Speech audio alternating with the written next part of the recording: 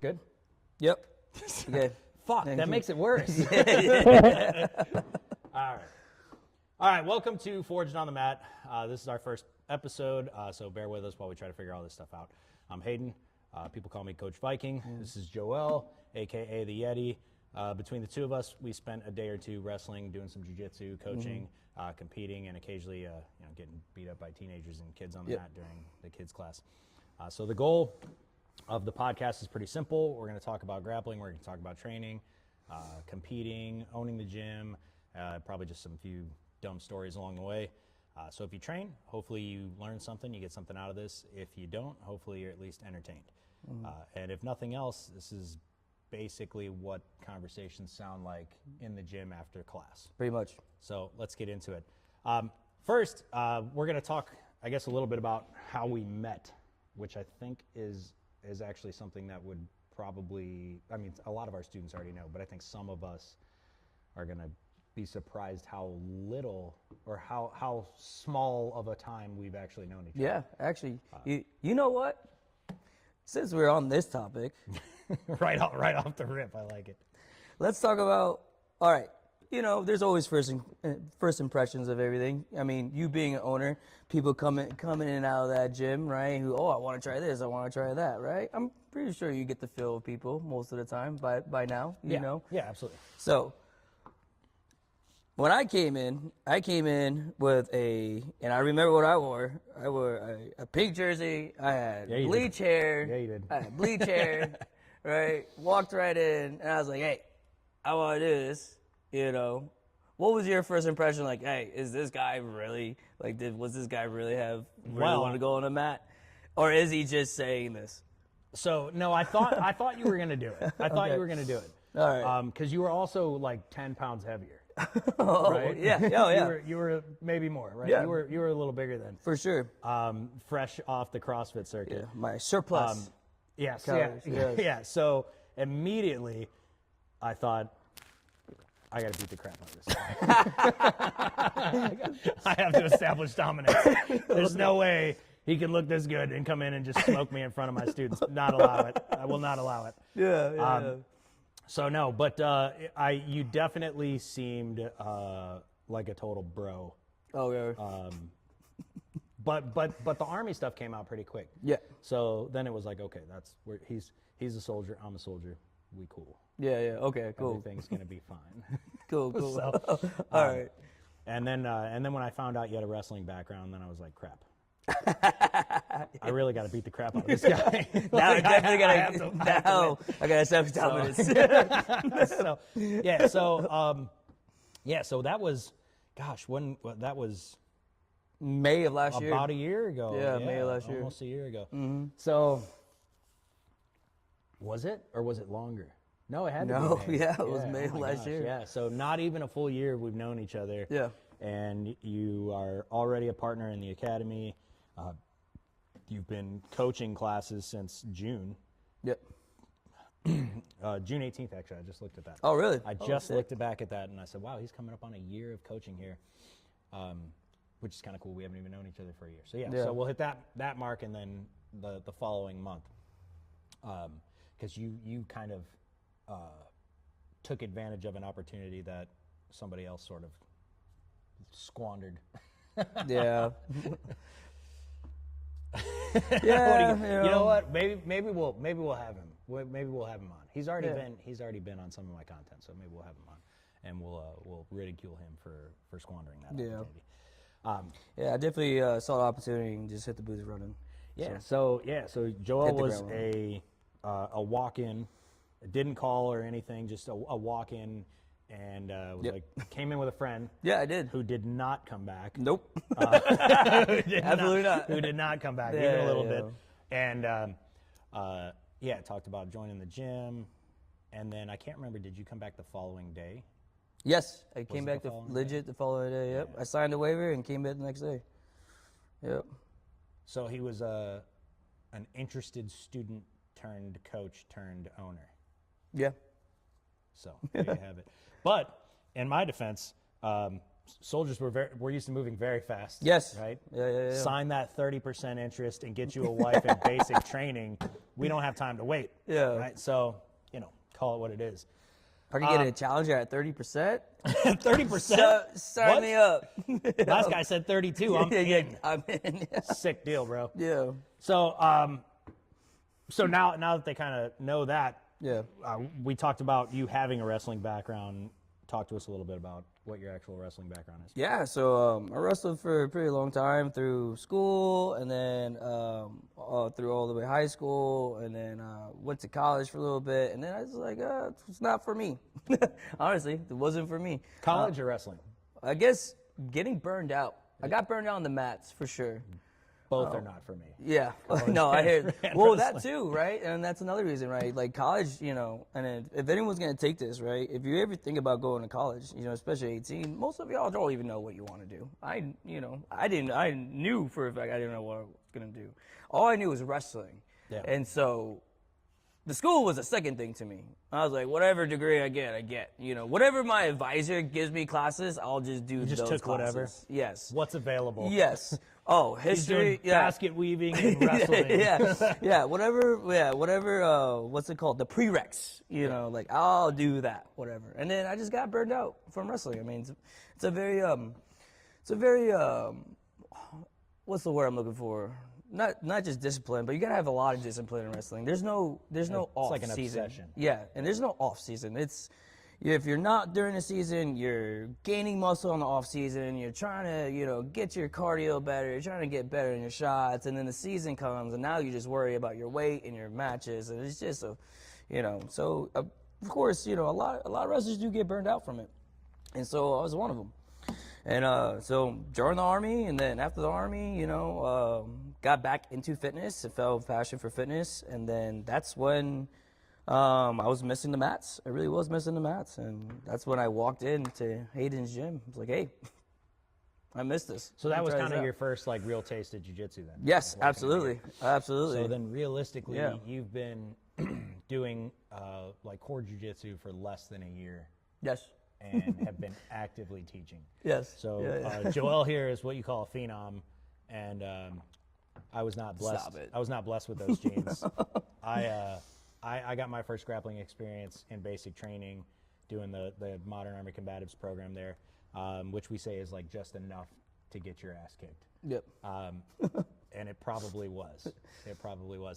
And so I did a little bit of that, and I was like, this is great. And I've been through Evolve, and then up through Top Brother under the Olympic athlete, Frank Cisneros, which is RIP.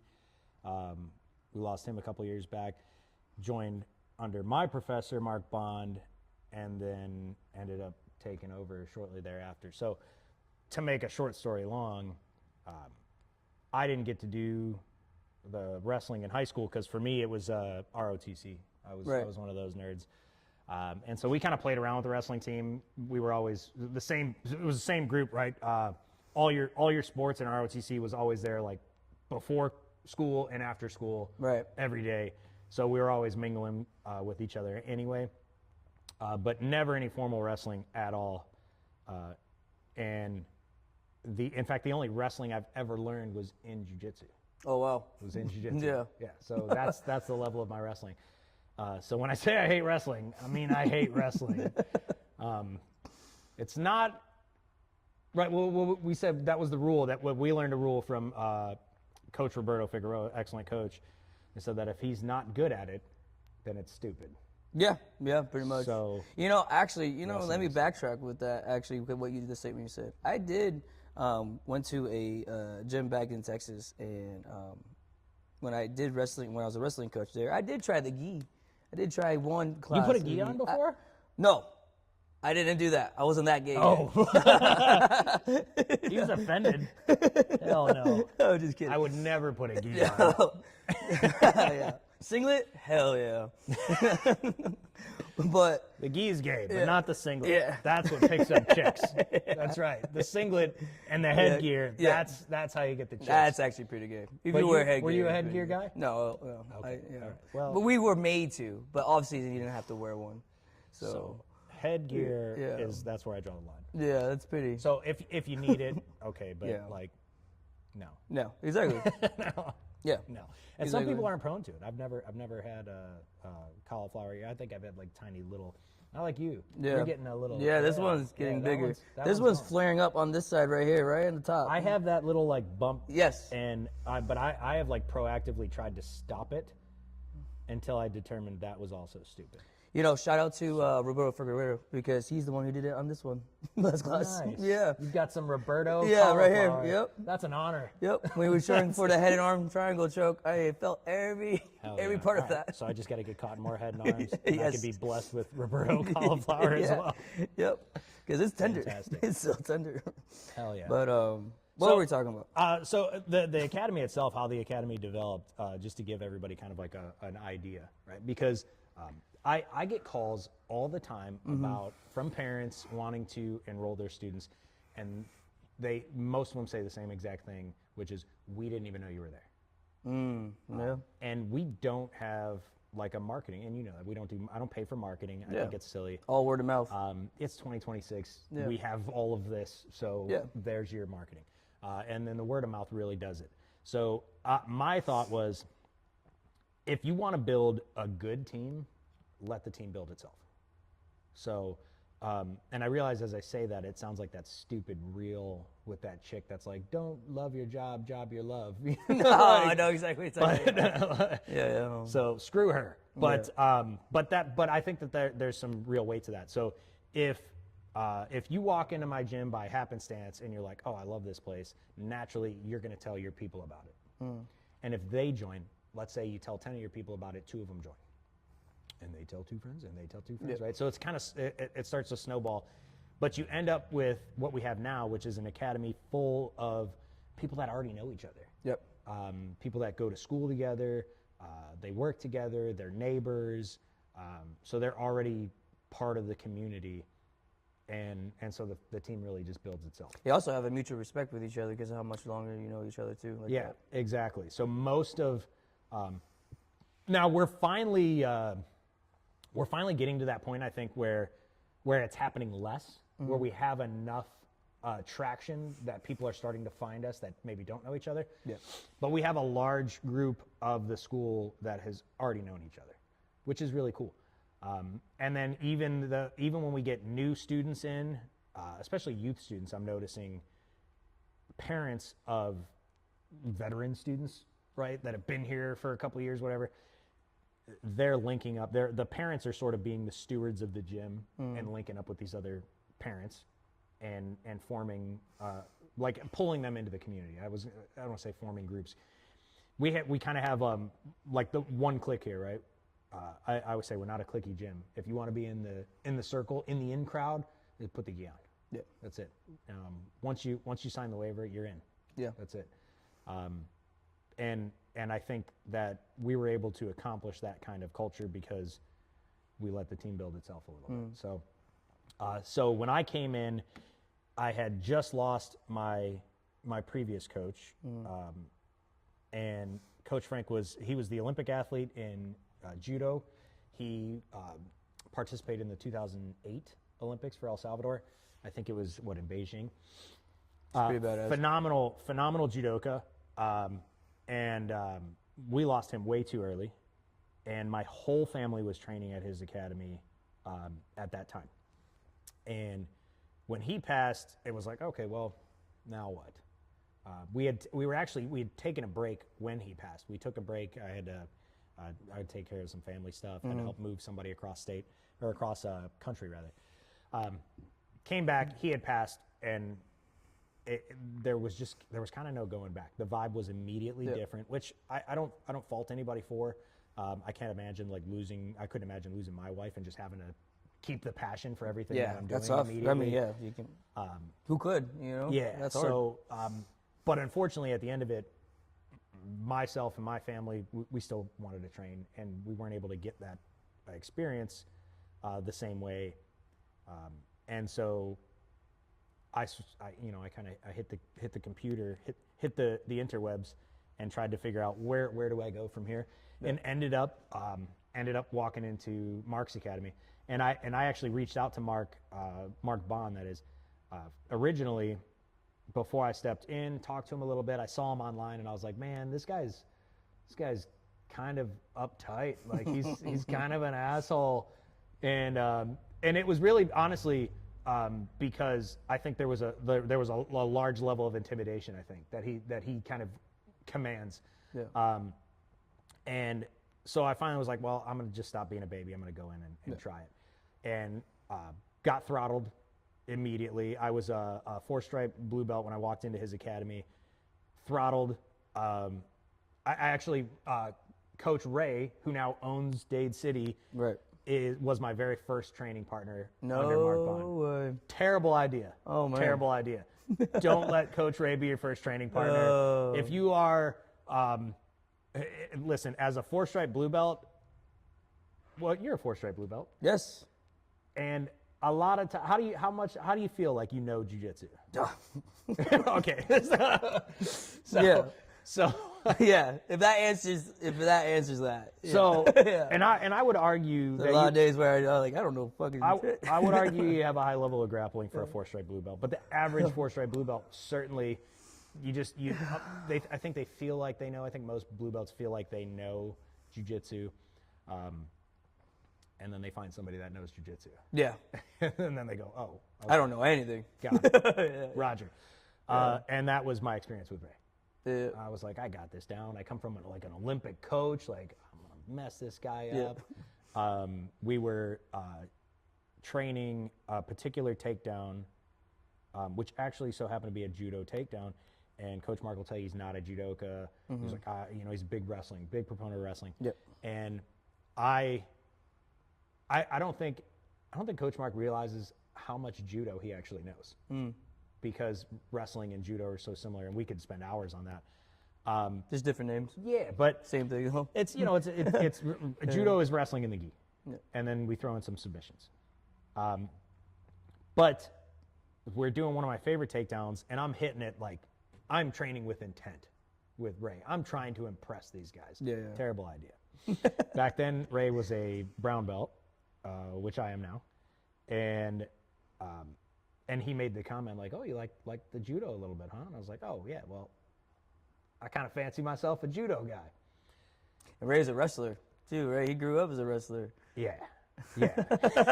So I walk in as 4-stripe blue belt in jiu-jitsu, and he's a brown belt in jiu-jitsu, a former Bellator fighter, which I did not know at the time. Very impressive. Hell of a fighter, hell of a grappler.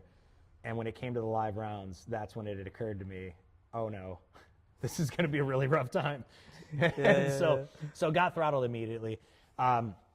Excellent training session though, and I was hooked. I was hooked because I got to meet Mark. That's really the main point of this whole thing is, when I saw him, I had one particular sort of opinion immediately, and then when I met him, I realized he's Army too.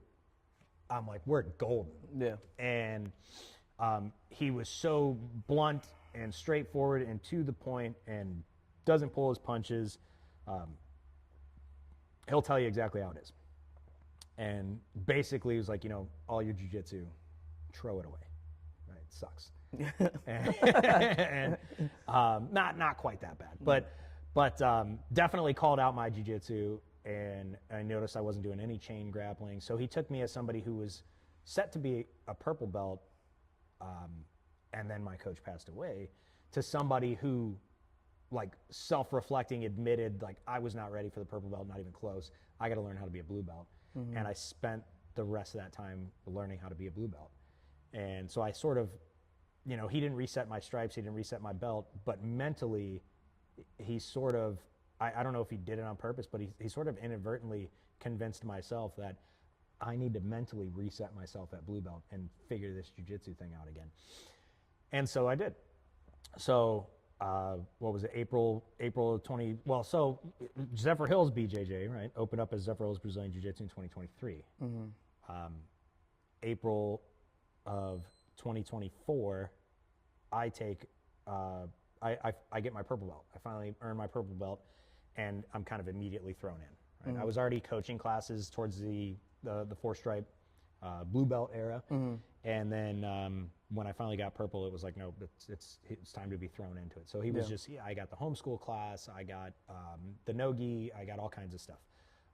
Fun fact that a lot of people would be surprised of. I started teaching no-gi, and this is the second school I started teaching no-gi.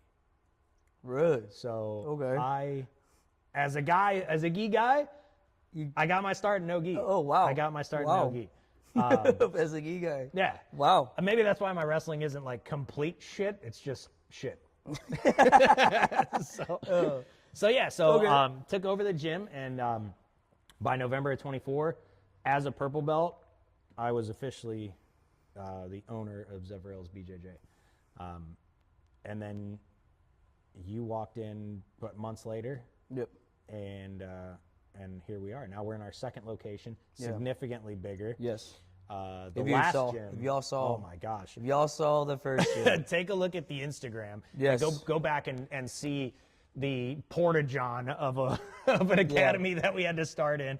And it honestly, as bad as it was, I have such a sentimental feeling to that academy, because I like Mark gave me all of the opportunity I could possibly ever want in jiu-jitsu in that little shit box of a fucking school. And it was, the whole thing was 1,200 square feet, including the bathroom, which was like right next to the mat. And we're literally on the mats, basically, right? This would be the bathroom. So, and first time grapplers, they get nervous. Yep. Things happen in the bathroom. Yeah, for sure. And then the entire academy is like, this class is pointless. We need to clear out and fumigate. Yeah. It was rough.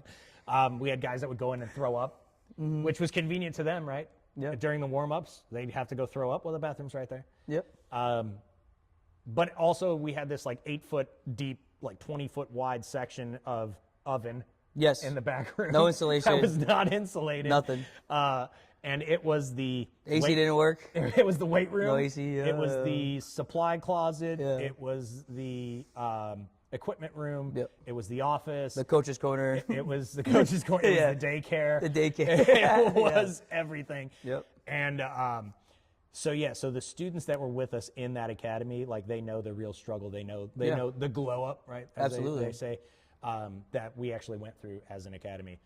So now that entire academy would fit in just this room where we're at now, which is the fight house of our academy. So now we have a separate fight house, and we do have our weight equipment in the back, and then we have 2 lobbies in here. There's 3 bathrooms in this building. We actually have a shower, which we still got to get working, and then now we're attached to a second business, the Wellness Lab, which is awesome.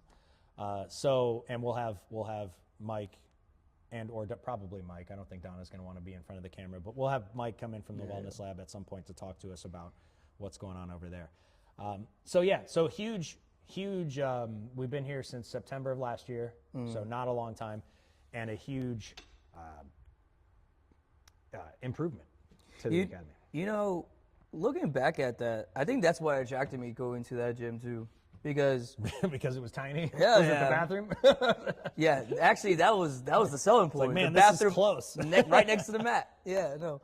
Honestly, I've seen other gyms very high, like, in comparison. Look, Vykyng looks nice, but I don't know. When I see a smaller gym, it goes back to, okay, they're gonna pay attention to me more because there's not a lot of space going on, right? So, like, you can see a little bit more stuff going on at the time. It's not like we don't pay attention here. Of course we do, but here we have a lot more bodies, like coaching and assistant coaching now, staff on the mat. Grateful to have all those people. At the time, it was 90% of the time me. Yeah. And then towards the end, before we left that building, then we had Chris and Scott, right, and Elvin, and we love you, and my wife. Yep. I know I'm missing a couple. We started having several opportunities where people would actually help us on the mats, but now I feel like we rarely ever coach a class alone. Yeah. And even when we do, now we have some of the kids helping us. Yeah. Because they've been around long Yep. enough now. And also, I think that's just the Army in me, probably with you too. Like, it's like, oh, I've been in worse areas. Like, you know, this is actually pretty nice. Like, what? Like, Well, I'm that kind of guy. Like- I don't look like I lift too much nowadays, but I'm that kind of guy that likes the rusty gym. yeah, You know, is that like what I'm saying? when I go to work out, the Planet Fitness we have here drives me nuts. First of all, the lunk alarm, if I can tangent for a second, the lunk alarm, it doesn't stop me. It doesn't stop me. Yeah. Everybody is now watching me. So now whatever I did, I have to do again. Yes. So Yeah. I got to put another plate on. now I got to go up. Yeah. So you've brought everybody's attention to me, Yeah. and now I'm ego lifting. Yes. So thanks, Planet Fitness. Thanks for supporting ego lifting and athlete injury. Yeah. But no, we have a gym around here, Retroflex, Yeah. which I'm actually not a member of, but well, now we have all this. But I appreciate a gym like that. Like, I like a gym with, I don't need it to be pretty. I need the bathrooms to be operational. You know, give me a clean enough bathroom. But other than that, I don't care if it's rusty and dusty and loud and people are grunting and there's music blasting. Like, that's a gym. Yeah. So I do like People there to work out. I'm Yeah. not there for selfies. I like the know? raw Yeah. the raw approach to a gym, especially when it comes to jiu-jitsu too. If you have a modern jiu-jitsu academy, awesome. Nothing wrong with that. If you want to spend thousands of dollars on, you know, fancy paints and artwork and great. Hey, I'd love to have that kind of money. Yeah. But if I had that kind of money, we're buying more mats. Yeah. We're buying equipment. Like, I'm not trying Things to make for jiu-jitsu. Yeah, I'm not trying to Yeah. make it prettier. I'm trying to make it safer and more functional. Exactly. So that's just me. You know, if you tell me, hey, here's a 5-gallon bucket of paint or a sled, I'm taking the sled. Yeah. You know, screw the paint. That's just me. So, but going back to your wrestling, what actually got you into wrestling originally? Ooh. You know, my whole family played football and basketball and all that stuff, and which I still enjoyed, but there was something when I was my mom put me in my first wrestling class. I was in elementary school, and this is where I was like baking like WWE or WWF back in the day. Hell yeah. And so like I was picking up kids, like picking them up and slaving them because they said I could, you know. Right onto the fluorescent light bulbs or yeah, no, but off the swing set? yeah, no, and I enjoy, like, I was instantly hooked. I was instantly hooked at it, and so my whole family still played football and all that, but from that age, I was like, this is cool. I can pick people up and throw them. I guess I was a little bit more of an aggressive kid, which why I liked football more. Aggressive puss. And so, That story will come up at some point. and so, yeah, I just took more interest in that, and it just clicked too. You know how something just clicked to you? Yeah, absolutely. You know, and that's what it was for me. And I just loved the pain, I guess, out of it. Those endorphins are crazy after you're done. Like, Who'd have thought you ended up joining the Army? yeah, right. I like things that are miserable. Yeah. And thank you for your service. Yeah, and you know what? And I had my coach always told me this, and it took me a while. It actually took me to realize this while I was in the Army. Yeah. He would tell me, and then so I carry this. So I tell the kids now. It's like, if you can do this combat sport or jiu-jitsu or wrestling, I tell them, I was like, hey, you can get through life pretty well. Oh, yeah. Oh yeah, because on the wrestling mats, you want to quit so many times. It's like in the military, right? So overseas, or long before you get overseas, they tell you to embrace the suck. Yeah. In the Army, right? Absolutely. And, but when you get overseas, and you have to go through some of the things that one goes through when they're in a combat zone, and you come home from that, anything you face is kind of like, Yeah. It's not that. Yeah. Nobody has shot at me today. I got energy drinks. I got my cannabis. What did I get today? Nobody shot at me. I can tell you that much. That's great. Yeah. Right. So, you drive through the Starbucks line and they get your order wrong or something, and you just like wig out. Nobody shot at you. So when you go through something like a combat sport, a martial art, a true martial art, where you're just getting smashed on a daily basis, and then your boss is like, those TPS reports aren't on my desk. You're like, well, I can choke you out, so I don't care. Right. And it's not to say that you're just not going to have discipline to do what you need to do, but stressors just don't hit the same. Exactly. Right. If you have the intestinal fortitude to get through, years of being horrible at something, followed by years of kind of being mid at something and still getting smashed on a regular basis, I mean, what can't you do? Yeah. So it gives you a sense of confidence and kind of calm under pressure, which is kind of like our whole shtick here, right? Yeah. Like, and steel's not to quit. Yeah. Yeah, absolutely. Like, you can get defeated here, but, same thing in life. The same what you're saying. It's, things can keep going wrong for you throughout the whole day, but you just keep going, which happens to here on the mats the whole time. You can have a great day one day, and next time you're in the mats, everything that you thought you were good at, you're just losing for the whole day. But you don't quit, you just come back the next day. I've said it recently, when grapplers have a bad day on the mats, they take it like to heart. Newer grapplers, at least. For sure. And I say, have a beer shower. If you, shower beer, and cry and work it out. Yep. I say, if you have a bad day rolling, if you have a bad training session, practice, whatever you want to call it, and you get just dog smashed, good. Yeah. I think it's a good thing. It opens up a window, and you can choose whether or not to go through it. Right? Let's say a door, I guess, with that analogy. So it opens up this door, and the door is a hole in your game. You can choose to address it or not. Right. And I think beginning grapplers often find resistance and adversity, and they quit. Most people aren't built for it. But if you can walk through that door and fill that hole in your game, one, it's just going to expose another one. But two, you're going to be a better person for it. So I think it's good to suck for a while. It's probably mostly the ego. What'd you think? I would say it's almost all the ego. Almost all the ego. Is the ego. Everybody wants to do, like, you, especially as a man, right? I want to walk around my house and feel like I'm the guy. Yeah.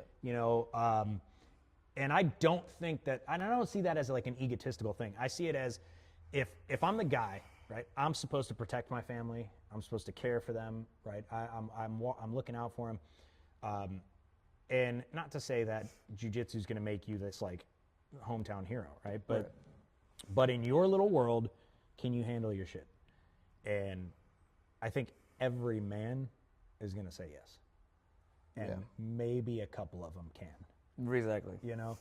So it's humbling, and it exposes a certain vulnerability, I think, specifically in men. When you walk onto these mats and you get absolutely smashed, and you're sitting there going, I'm a helpless man-child, and there's no way I can figure this out. But that's what tends to happen. Yeah. So I think that the ego absolutely kills people, and so they never stay long enough to get good. Yeah. But as it pertains to getting good, when did you realize you were like starting to catch on in jiu-jitsu or in wrestling, or let's say both? Let's go with wrestling first.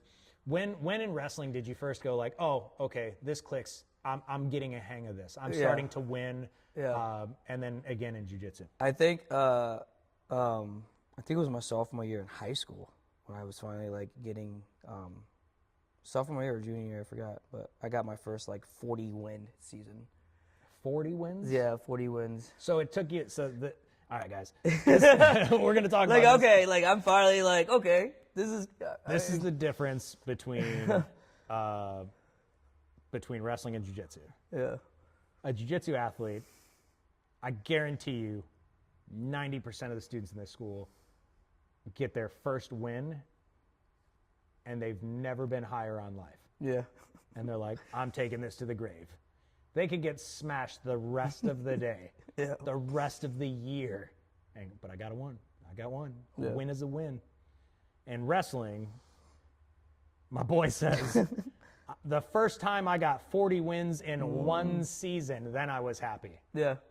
Go on. Phenomenal. Yeah. I think it's because of the imposter syndrome, right? You always strive to be better. I think that's what it really is. Because, like, people don't realize, like, the better you get, like, the more imposter syndrome you have, I feel like. I think so, yeah. You know? I think so. And so you have to strive even better. And that can kill people, too, right? That can make people quit all the time. But as a brown belt in jiu-jitsu, I regularly find myself trying to live up to my own belt.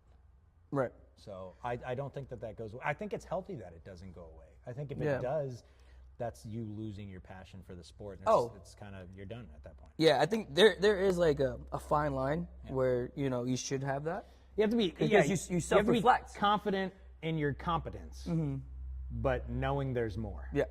Yeah. And so I think for wrestling it was that. Like I'm up, right? And then for jiu-jitsu, I would say no, I'm still I'll let you know. I'm having fun. Let's just say Awesome. I'm having a lot of fun because as a coach, I can tell you. Yeah. I can tell you where the transformation happened. Okay. Which kind of leads us into the next one, or at least what my opinion into my next question is. When you started not just getting comfortable playing on your back, but when you had the intent to play on your back. That's when I started watching jiu-jitsu take over the wrestling. Yep. And the wrestling's never going to go away. But that's when I absolutely saw, okay, this guy's absolutely learning jiu-jitsu.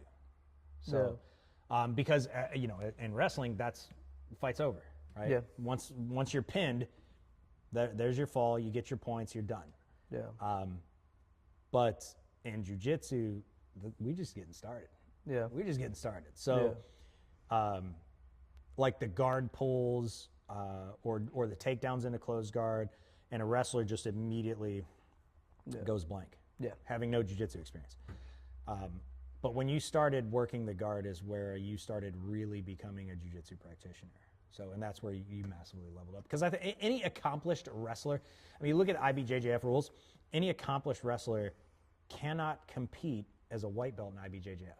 Yeah. You can't compete in the white belt division, right?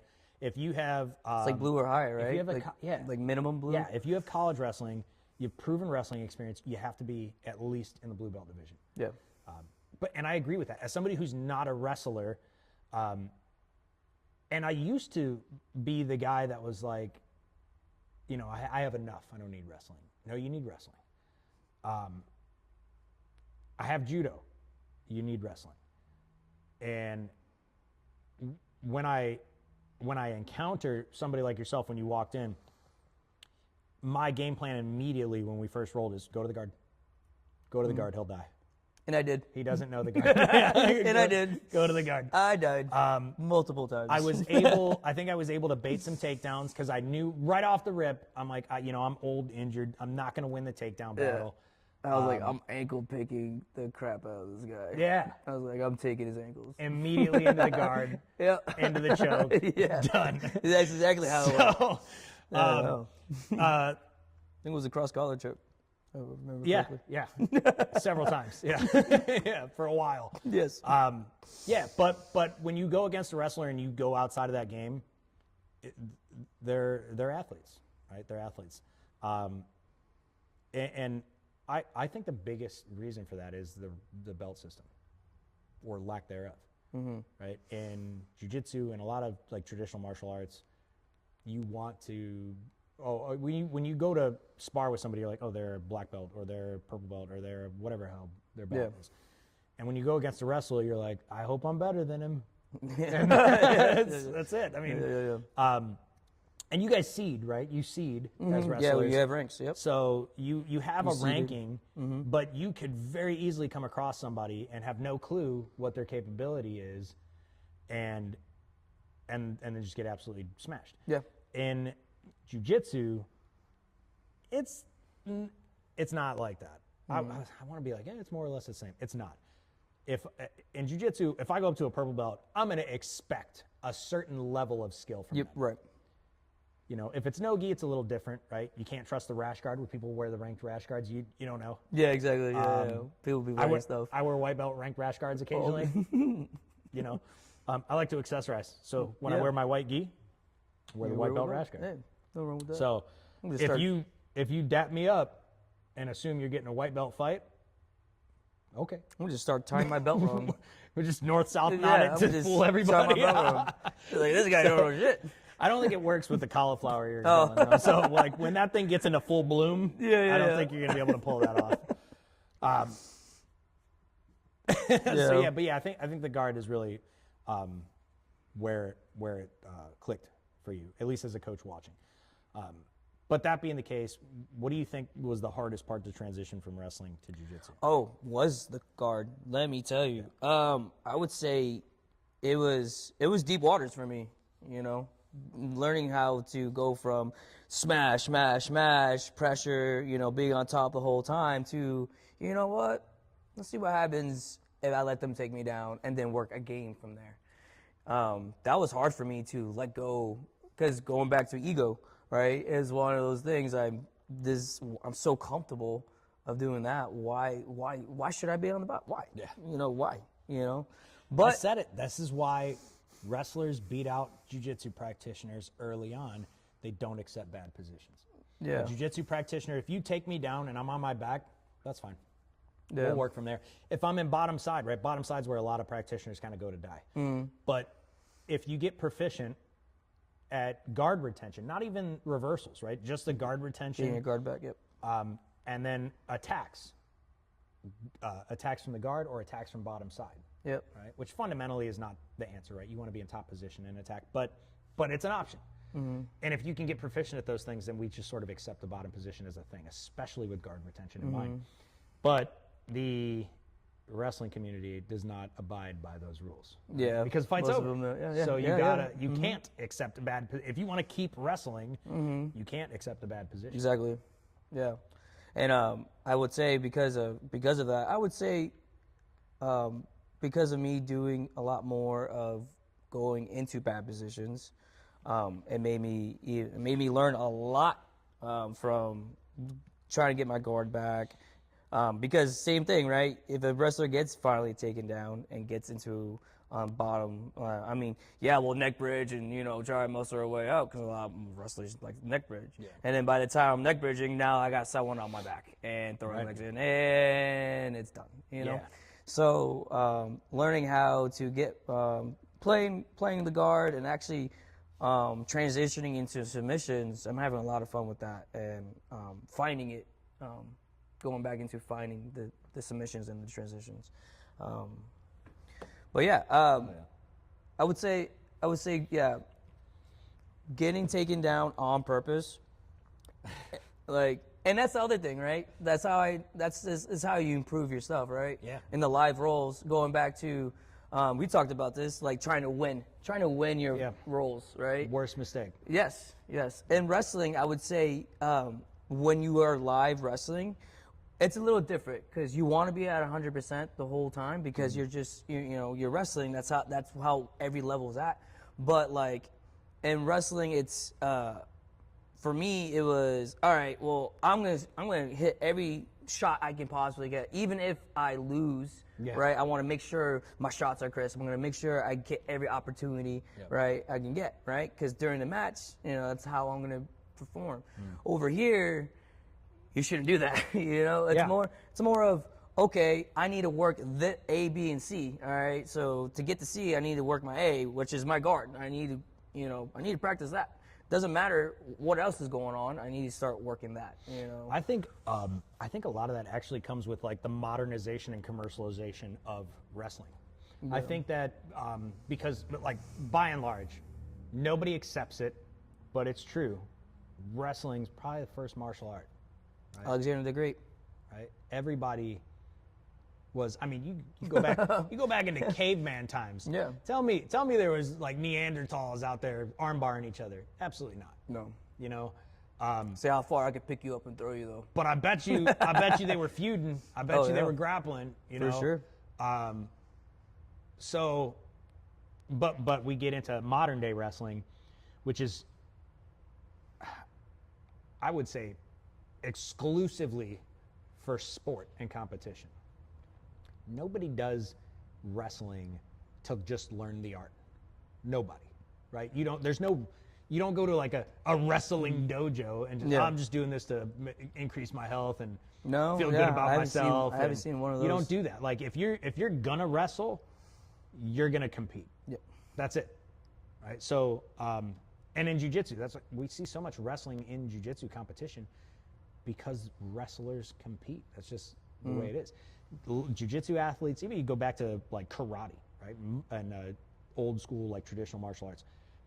They some of them do, right, but a small percentage of those academies actually have students that compete, right? Yep. Or each academy has a small percentage rather. And in wrestling, you're on the team, like you're fighting. Mm-hmm. So, I think that has a lot to do with it. In wrestling, you're usually so evenly matched with the next guy, right? Because of those rankings, like you're like this, you're in this exact weight class, like that person's at the very top of that weight class. You're wrestling 155 or whatever the bracket is, right? Like that's what you're wrestling, right? And you know that other guy is within like 0.9 pounds of exactly that weight too. So you have technique and strength. That's it. And so in wrestling, you're almost encouraged to just be the stronger, faster, more aggressive guy. For sure. And in jiu-jitsu, we're often not paired up. And in competition, yeah, sure, there's relativity. You have somebody that's close to your size. Mm-hmm. But like we could find each other in competition if we were the same belt level. Right? We're both in our 30s. We're within 10, 20 pounds of each other. Right. I think we're within like 10 pounds, right? I'm 174 this morning. 174, the red is kicking ass. Dude. And I had my chicken sandwich last night. Yeah. And I'm at 165. And you're what, 142 pounds? 165. Okay, so you're so we could find each other potentially, but there's still a weight difference. Yeah. In wrestling, I think the weight brackets are, even with the brackets, you're there. Yeah. Right? You're conditioned to do the weight cutting. You're conditioned. You're right in the line. You know where you're supposed to be, and your coach is kind of putting you there too. Mm-hmm. And in jiu-jitsu, I'm the guy that's like, yeah, you don't need to cut weight. Just change your bracket. Yeah. No. It's fine. Like we don't need just go up a bracket. It's fine. Yeah. It's more casual. Jiu-jitsu is far more casual in that respect. So, and in jiu-jitsu, we don't promote strength, which I think is actually kind of weird. We'll do the first name drop, actually. Rhino, right? We have a student, Rhino, who's a big, strong guy, but he brings so much more to the table than just being a big, strong guy. Nope. He's stupidly agile. Yes. For a big guy. And he is building a level of technique. Being somebody who's a relatively new grappler, he's building a level of technique that, sorry guys, I think some of the purple belts are having a hard time with. Yes, like absolutely. Sorry. I think some of the purple belts have a hard time with him. And he's also somebody that I generally refer to as the academy's anchor, which is probably fitting to bring him up first. Yep. The anchor being like, I could put a 4-year-old with Rhino and he's not going to hurt that kid. Right. I put my 110-pound wife against him, and he's a perfectly respectable grappling partner. But if I put a 200-pound white belt or purple belt against him, he's going to smash. Yes, he's going to go maul. Yeah. He's going to smash. Yes. So, and I think a lot of people kind of dodge the big guy for that reason because they're like, oh, it's just a big, strong dude. And as jiu-jitsu practitioners, I think we often think big, strong dude is a big, strong dude is a big, strong dude. That's it. Yeah. And sometimes that is it. But if that's what you kind of brought to the table, if that's what you had when you walked in here, that's what you're going to use. Right. You don't tell the flexible guy, don't be flexible. You don't tell the fast guy to don't be fast. You don't tell the technical guy, don't be technical. Right. Strength is a technique. Flexibility is a technique. Speed is a technique. It's all part of your conditioning.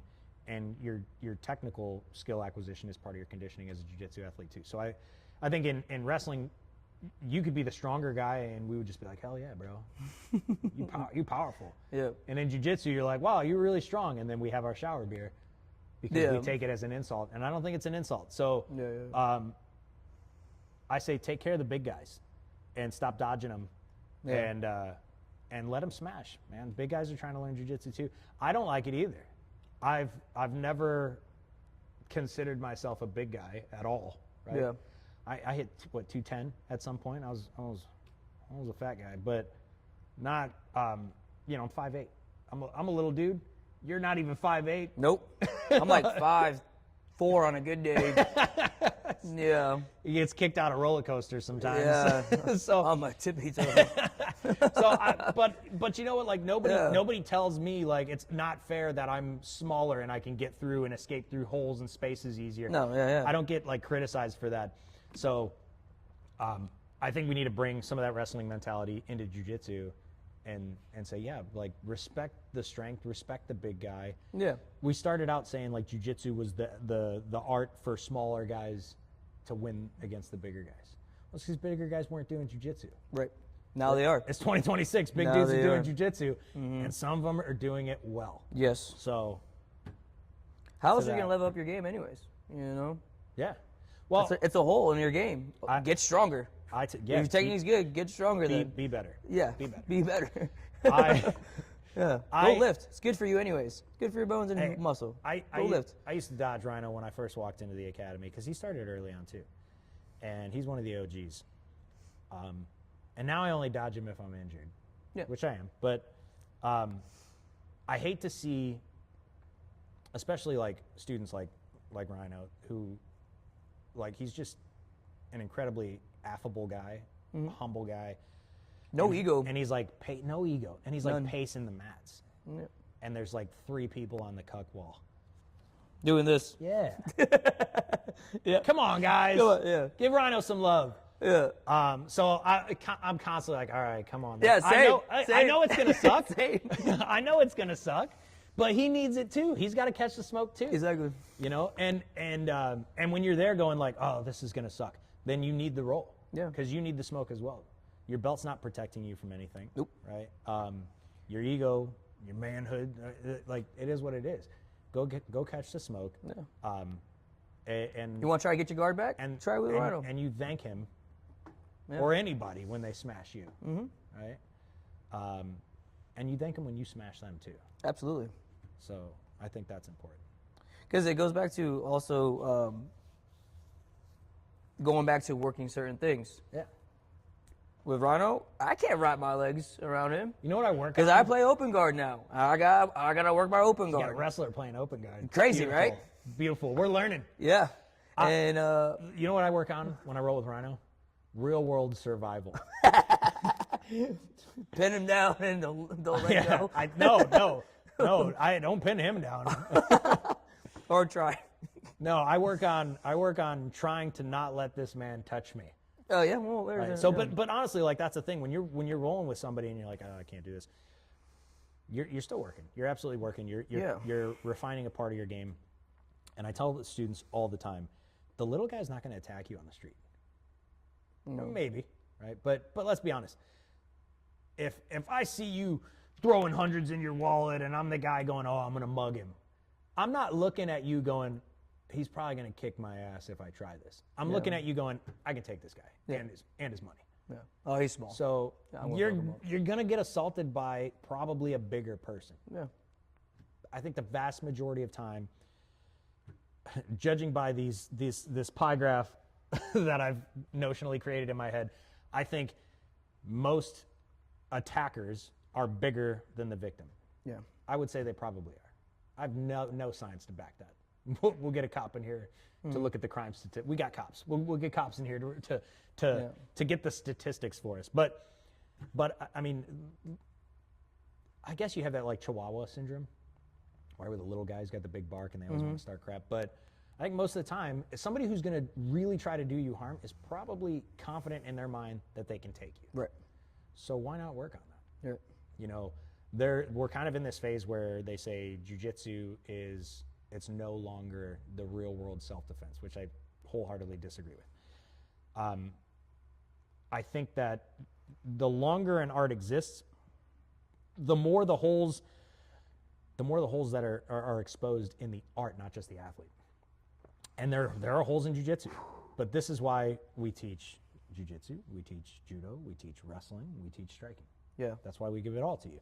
Learn all of them. So, you know, you take Muay Thai, boxing, jiu-jitsu, judo, wrestling. Not all of them. You don't need all of them. But you need all those. But you need for sure. You want all of these. Yeah. But you want a striking art. For sure. One of those striking arts, and you want a grappling art. For sure. And you have to know takedowns. So I would argue you have to pick wrestling or judo, at least. Both is great. That's why we teach both. But you have to at least pick one. You got to do some jiu-jitsu. Yeah. And you have to either do Muay Thai or boxing. Or kickboxing. Right? So, yeah, there's holes in jiu-jitsu. There's holes in any art. But if you want the real-world experience, you got to get it. You can't just do one thing and go, yep, I just do jiu-jitsu. You know, there are academies in the region that like they just do jiu-jitsu.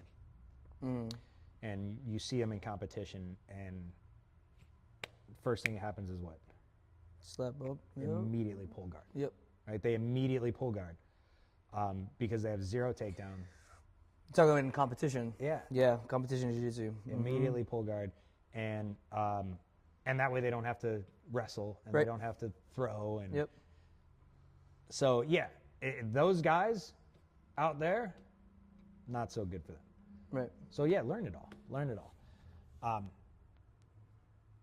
But I wanted to ask, when do you think, like your first? I want to hear the story. Wrestling or jiu-jitsu, when was the first time you like really got smashed? I don't mean you're the trial guy or the freshman on the team day one, unless it's really good. Oh, wrestling or jiu-jitsu when I really got smashed? Shit. Mine was week one. I was gonna say. Now. Shit. When. Yeah, but like when you're established. I'll do the jiu-jitsu first. When I was in the first academy, or the first fight house, you're like, all right, let's go. I immediately thought, fuck yeah, I'm gonna fuck this guy up. I'm gonna take him down. Yeah, and then I'll just pressure him. And then I died multiple times. From arm locks, collar chokes, to a point where it was a very rude awakening for me. But, like I said, I'm a masochist. I wanted more of it. So, yeah, I would say getting manipulated to the ground, thinking I took someone down and thought I was good, and then I wasn't good. Yeah, it smashes like the ego more than anything. Yeah. Right? Yeah. When you feel like you're super capable. Yeah. And again, like you're a great wrestler, and you have great control, great takedowns, but when you walked in, you didn't have the submission game, and that changes everything. Just like striking changes the grappling game. Yeah. You know, you see people that are phenomenal IBJJF stars, but they're not in the UFC, they're not in Pride, they're not in One, they're not in any of these organizations that strike, because striking changes the game completely. Yeah. Some of them absolutely do both, right? The best fighters do it all, right? But yeah, so when you're just grappling without submitting and submissions are introduced, it's a hit mentally. And when you're grappling and submitting and strikes are introduced, it's a hit mentally and physically, right? You're literally getting fucking smashed. What are you gonna do about it? You got to go learn it. Yeah. The one time I think of when you bring up that is at the old house when I'm sitting on the wall. I was on the cuck wall with the wife, and you just grabbed my leg and pulled me out. It was like an open mat. You remember that? Yes. I think I still have that video. and you just like pulled me out like fresh roadkill. Like, all right, coach, we're rolling. And I was like, this fucking guy. Yeah. And then moments later, you were done. Yeah. I remember. I think your back was to the camera. I wanted to smoke though. I wanted it. You got the smoke because moments later you were like, "What? How did that happen?" Yeah. Yep. That was a good time. Yep. I think for me, the first time I got smashed, utterly, unforgivably smashed in grappling, was week 1, level 1 combatives. We have exercises in combatives where you're in full kit and you've got the rubber duck, right? The fake rifle, right? Yep. The rubber duck is like what do they do? Like put a coat hanger and form it into an AR-15 and then they pour the mold around it or pretty much something? what that is. Like maybe like rebar, because it's I feel like it's heavy. Like it feels heavy, Yeah. but they're also like every time you get a rubber duck, it's also just like absolutely like mangled. Yeah. So it can't be rebar, right? It's got to be. I think maybe they stuck like a half a dozen coat hangers in there, poured the mold in, and then they come pre-bent. And that's military grade for you. And that's military grade, yep. And so I got my rubber ducky, right? I have my sidearm and I have my K-bar, and it's all rubber, right? It's all notional training environment. But I'm full battle rattle. Yep. And they send you into this room like a YMCA-sized gymnasium. And the lights are dim, and it's like you got emergency lights, and the music is just blasting. And they've got all these obstacles set up, and there's just people. And there's a loudspeaker speaking like Farsi or Dari or Pashto, some sort of Arabic dialect. And you're in the Middle East, right? Yeah. That's the That's the scene, yep. You're in the Middle East, right? This is the scene, and it's crowd control. It's just you. There's no help, and you have to. I liken it to like a law enforcement officer getting on scene for the first time. Yeah. You kind of understand there's a ruckus. Right? Yeah. We don't know what the ruckus is, but we're coming to investigate and try to figure out what's going on. So we're trying to like calm down the local population and interact with everybody and keep everybody back, because the locals over there, if you've ever been, they're very curious. When we get on scene, they were very curious. They wanted to kind of be involved. They get really close. The kids come up and they like mug you. Yeah. Like literally mug you. Yeah. So, they you take those Skittles out of your MRE and stick it in your pockets. I did a training exercise, and that's literally what those are going to be gone if you're on patrol. The Skittles go inside somewhere that is contained like an ammo pouch, right? You get put an extra ammo pouch on where you can stick your snacks into, so it's harder for them to get. The kids in in Poland took our name tags. They will take everything. They just rip it right off. Yeah. And they're going to go home and be like, I killed this American.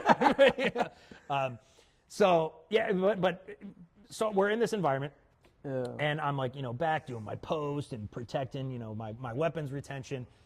And one of the instructors, who happened to be a ranger and also happened to be a black belt in jiu-jitsu and a level 4 in combatives, they teach you the muzzle thump, right? And you're supposed to, if this doesn't do it, if the show, shout, show, shove, shoot, all that crap, right?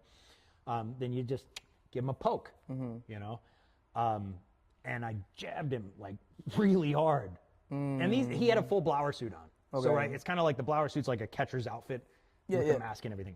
And it's meant to take a beating. Meant to like we know we're going to go 100% when you're in this room.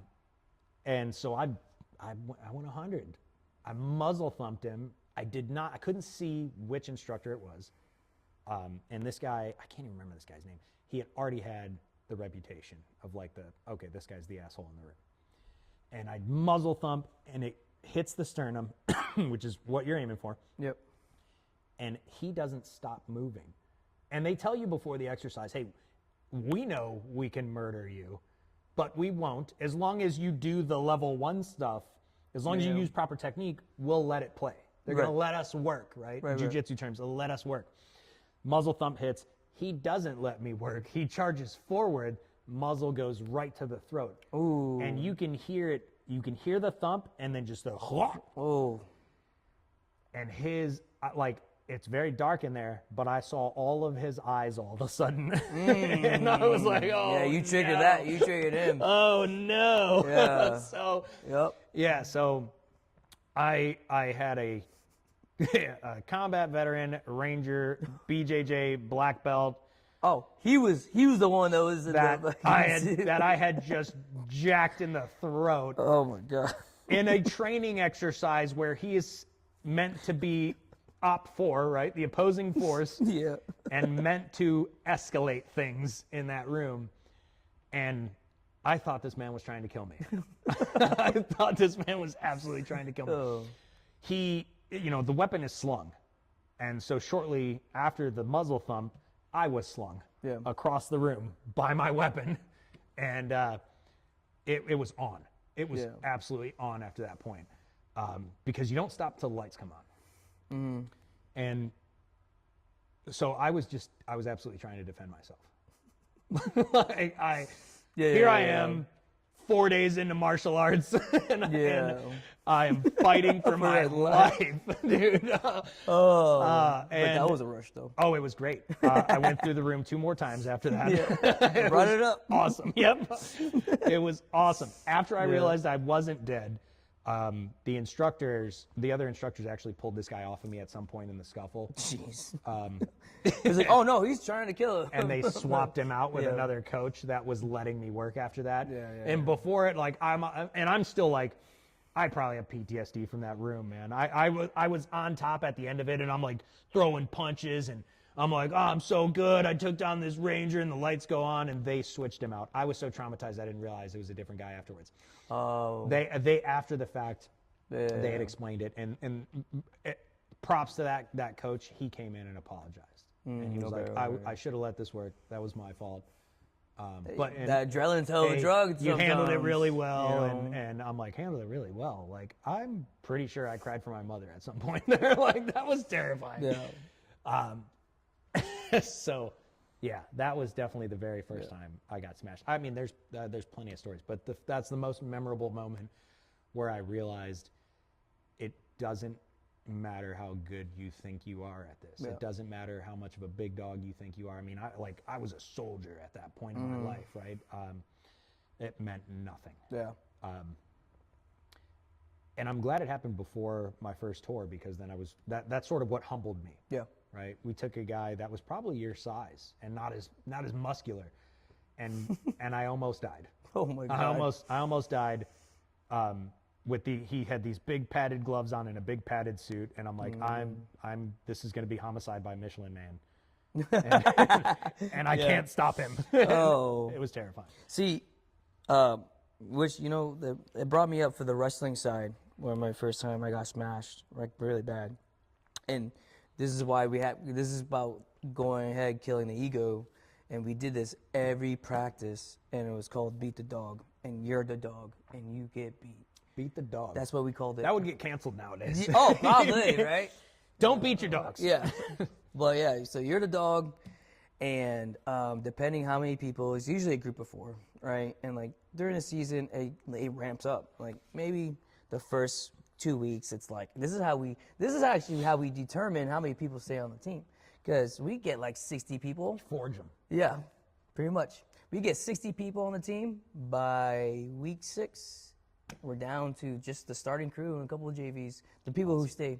Because beat the dog, same thing. You can have all this, macho, you think you're good, right? Try to go against a fresh wrestler. I think it was like every 30 seconds to a minute, you have a wrestler taking you down, just smashing your face in, like literally taking your head and smashing your head to the ground.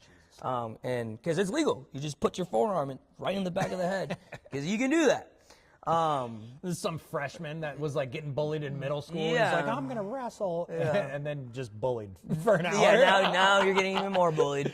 Yeah. Oh my God. And beat the dog. And here's the thing about it: everyone's the dog. So it don't matter if it's just one person. You could be, and a lot of people will fight for number one. Yep, I go first. Yeah, let me get be the this dog. over with. Let me get this over with, all right? Because by 4, if you're the 4th, you went against 3 dogs, and now you're the dog. You're tired too, tired. right? Yeah. And the plus side of going first, you can return the smoke. Exactly. Yeah. Exactly. Yeah, you don't want to be last. You don't want to be last when everybody else is tired too. Yeah. But this is the last one, and everyone's going to give it to you, right? Yeah. At least on the first one, you can be like, oh, that prick? Okay. Yeah, so it wasn't the first time. I think it was every time. You getting smashed every time. Like, yeah. So going back to, when's the first time? I would say it was every time. I'll let you know when it stops. Yeah, and it did it. So. Well, you're at a point now, at least on the mats here, where you're doing some of the smashing. Like you're handling business a lot. So I'm trying. You're sort of the unofficial like mat enforcer in a way, which is interesting because we have higher leveled guys, belt levels at least, right? Mm-hmm. But being a coach and co-owning the gym, it sort of puts you in a position where you don't have a choice, and that is. I feel like that's what improved my game too. I think that was it for me.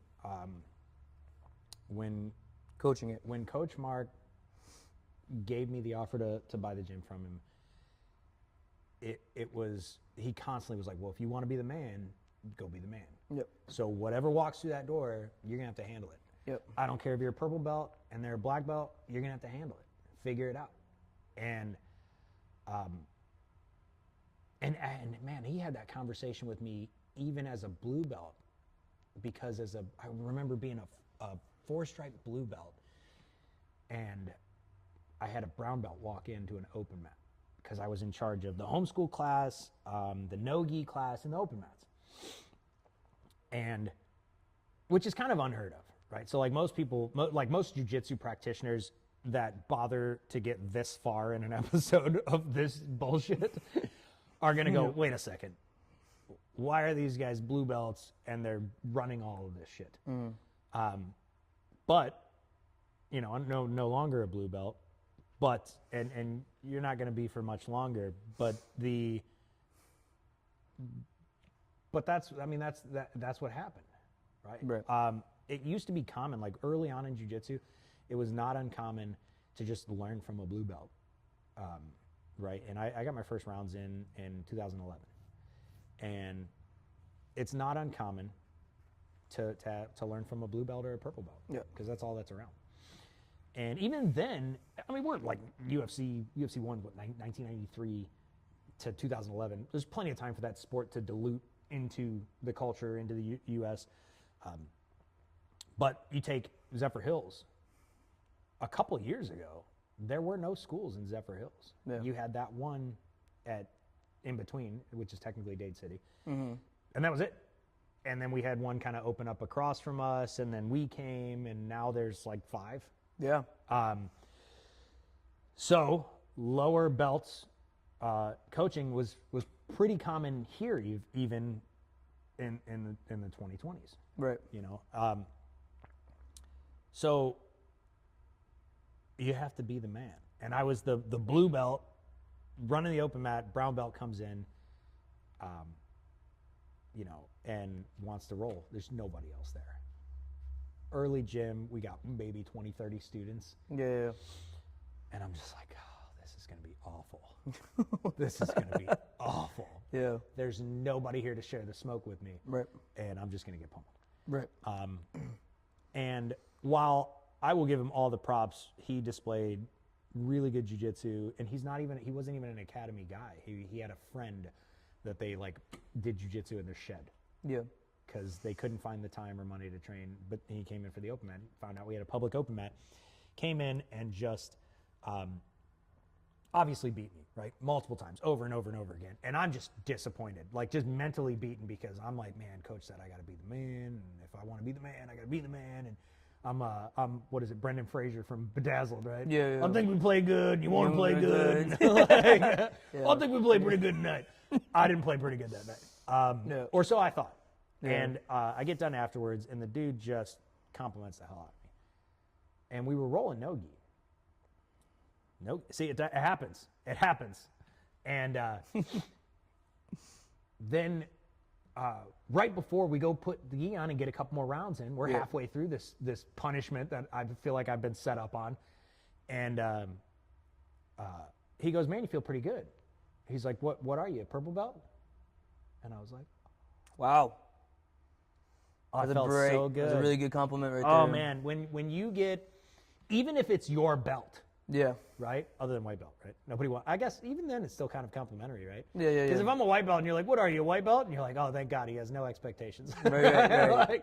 But when you get when it's complete stranger, and it's a high level guy, Yeah. and they throw a belt color at you, and it is at or above, Yeah. that's a great compliment. For sure. I felt so good about that. And then, so the next 30 minutes of smashing that he gave me in the gi, I think I held my own a little bit better. I've always been better in the gi.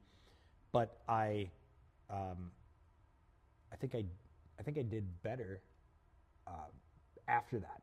After hearing that, I just sort of like, okay, no pressure. Right. Like and it feels like if somebody rolls with you and goes, oh man, you feel like a purple belt. On one hand, you feel like, oh, I got to step it up. I gotta continue to be this purple belt he thinks I am, even though you're not, right? Even when the belt's on and it's blue and he can see it, he just told you you're purple belt good. Now you got to show that. Right. But I didn't feel that. I was just like, okay, this guy's accepted me. It's cool. Now I can kind of get smashed. And not that I tried any less, but I think I was better after that point because I was just more comfortable. I felt accepted by this higher brown belt, and everything was good after that. But that was the only time I had a walk-in beat me since. It just doesn't happen. Yeah. Because I've taken it to heart, and it was a, hey, nice guy. I've never seen him again. Yep. It come back to the gym, right? But never since that point has a walk-in come remotely close. Like I can't allow. Right. I cannot abide. Thank you, Coach Mark, for that mentality. for instilling that. Because it won't happen now. So. We joked about it yesterday when we say, oh, people come in, natural street fighters, just sign the waiver. Yeah. Just sign the waiver. We'll do whatever you want to do. I'm not, it is what it is. Now, are there people that can walk in and take? Absolutely. I'm not a world-class athlete. I'm a jiu-jitsu dad, So I am the average, which is honestly, I think, what are we, how long in now? I think that's probably the biggest selling point for anybody interested in following us and kind of going on this journey with us with the podcasting or the episode, whatever we end up churning out. Yeah. Because you're not looking at insane world-class athletes, right? And I think that it's easy to listen to, I was going to say Gordon Ryan, but I have no respect for that man anymore. Yeah, I mean, a lot of scandals going on right now. Yeah, let's say something better. Let's say that you are looking at a world-renowned jiu-jitsu athlete that is not an alleged pedophile. Right. Allegedly, right? I don't want to be sued for defamation or whatever. Allegedly. So he's allegedly talking to teenage girls inappropriately. Who knows? But let's say you take a high-level athlete. Starts a podcast or whatever, of course I'm going to watch. Right? Yeah. But will they dumb things down to a level that I can understand? Will they be relatable? Did everybody get their start as like a poor Brazilian kid that fought his way to the top and became world renowned? No, that's just not how it works. So I think that the biggest draw is going to be we're literally the everyman of jiu-jitsu. Yeah. Married with no kids. Right. Married with 3 kids. And we're just doing the thing. Yeah. And you've got more fame than I do with the CrossFit. Yeah, CrossFit. But I spent my years, the years that everybody else spent going to the top and becoming world renowned, those are the years I spent in the Army and overseas. Right. So I didn't have that opportunity because I chose a different path. And I was able to come back from that. I got out of the Army in 2023, was able to come out of that and find jiu-jitsu full-time. Yeah. CrossFit's not gay. High Rocks is. Just kidding. We're kind of gay. It is what it is. Is it as gay as Jiu-Jitsu? That's the question. Probably not. That's Probably the not. question. As somebody who's done both. Yes. Excellent hip pocket question. Here it is. As somebody who has done both, which is gayer, CrossFit or Jiu-Jitsu? Jiu-Jitsu's pretty gay. Pretty, yeah. I mean, that's an easy question, right? Yeah. Nobody in CrossFit is asking you to come in their guard. No, absolutely not. Or take their back. Yeah. Yeah. Climb on my back, bro. Yeah. No, not in CrossFit. Try it, bro. Yeah. Oh, more injuries. CrossFit or Jiu-Jitsu? So. You take 10 athletes doing Jiu-Jitsu only. 10 athletes doing CrossFit only. After a year, how many of those athletes have had an injury? See, this is where this is hard because average line. I think it depends. Your coaching, right, and what you encourage from that person, and B, what type of person that guy or lady is when they're in that environment. Does that make sense? Yeah, I think though, there's a variable there too. But CrossFit's more demanding on your body. I would say. Yes. I would say that's. So if you're not taking care, don't get me wrong, you need to take care of yourself in combat sports, right? However, you're not throwing, hundreds of pounds of weight over your head. Let's say this. Let's say you're like a wallflower, right? Let's say you're a wallflower in both sport, and you're in a group class, and you're the white belt in Jiu-Jitsu or the white belt in CrossFit, right? The beginner of CrossFit. 10 athletes. You're the wallflower in class. Not just an average amount of coach interaction from an average coach. 10 athletes after a year. How many are getting injured?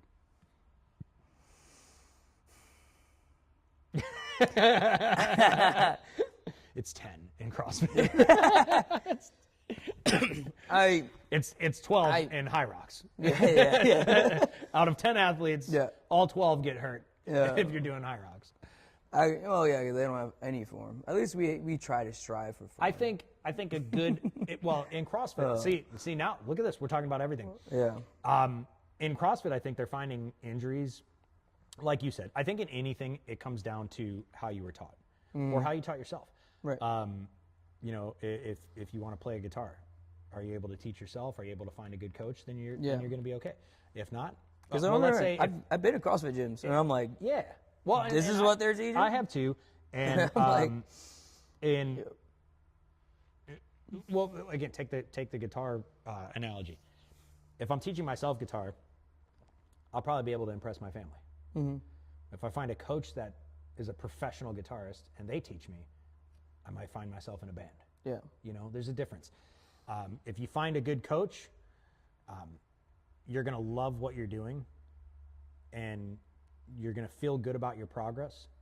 And I think at anything you do, at some point you're going to feel horrible about your progress. But in the long run, right?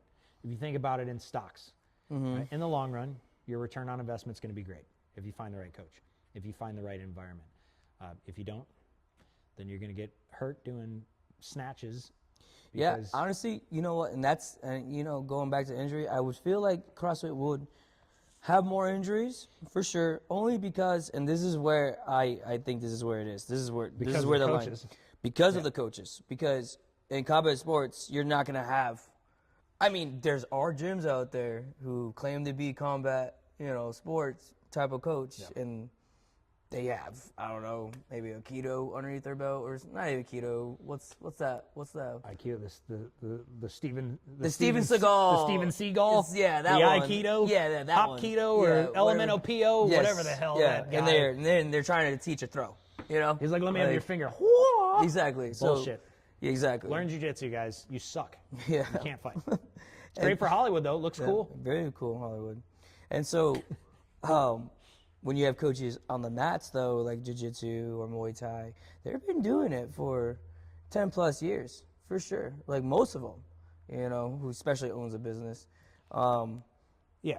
Like, not coaching wise, but at least doing it. Well, because there's money in CrossFit, right? So you can get, like, what's going to take me a weekend to get a CrossFit certification?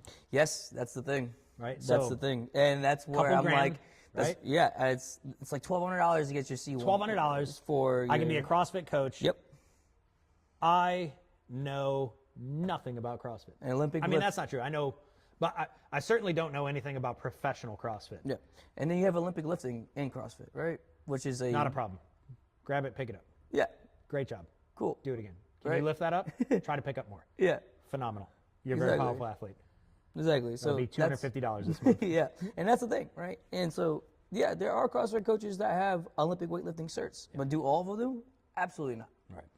Absolutely not. So there's money in it. You can get into it cheap, and a lot of times you can just go to a gym, and they'll just let you teach a class.